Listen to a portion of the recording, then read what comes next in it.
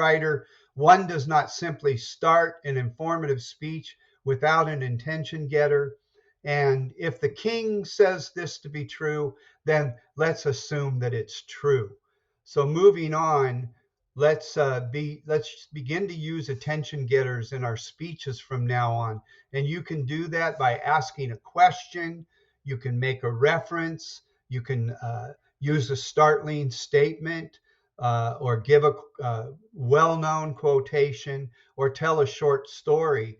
All of these techniques are better than just starting your speech with, "Hi, my name is Mr. Patterson, and today I'm going to talk to you about attention getters." Just use an attention getter and let the other topical statement go silent and remain silent through context in your speech.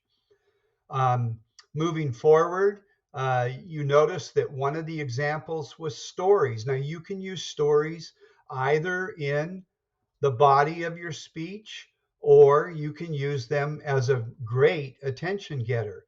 Here we have Gabby Petito. You all know the story of Gabby Petito. It's been a compelling story in the news for the last month or so, and it's really captured our attention.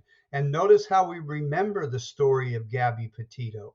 So stories then become easily memorable, and they fit into the lore. So when somebody comes back and says, "What was that person's speech on?" And the story is one of the first things they'll remember. A third topic I wanted to talk to you about is the way we're using visual aids. Now, many of you are using bullet points in your slides, and sometimes that's unavoidable.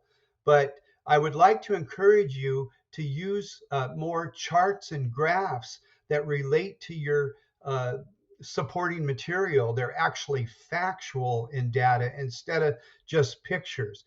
Here you can see a market share pie graph on phones. Now, one of the things I can do here with this pie chart, there's all kinds of stuff you can do to enhance your visual aids. So here I just framed this one up, and notice how much easier it is to see. It's a very simple chart, and clearly it messages in a singular way. Here it is again. I've changed the background on it. Notice I'm framing it up again. And that's a good way to use visual aids in your speech. Finally, here's one I borrowed from the internet, and I've just copied it over. Now, I don't think that's the best way to go because sometimes there's a lot of words and everything. But in this case, because I'm trying to explode my statistic from one cat to 400,000 kittens, then I can draw your eyes to an impactful visual aid. So keep in mind those three things. Use attention getters, tell a story to gain empathy, and use charts and graphs and maps and diagrams rather than bullet points in your visual aids to support your speech. Bye, folks. I will talk to you soon. This is Mr. Patterson checking out.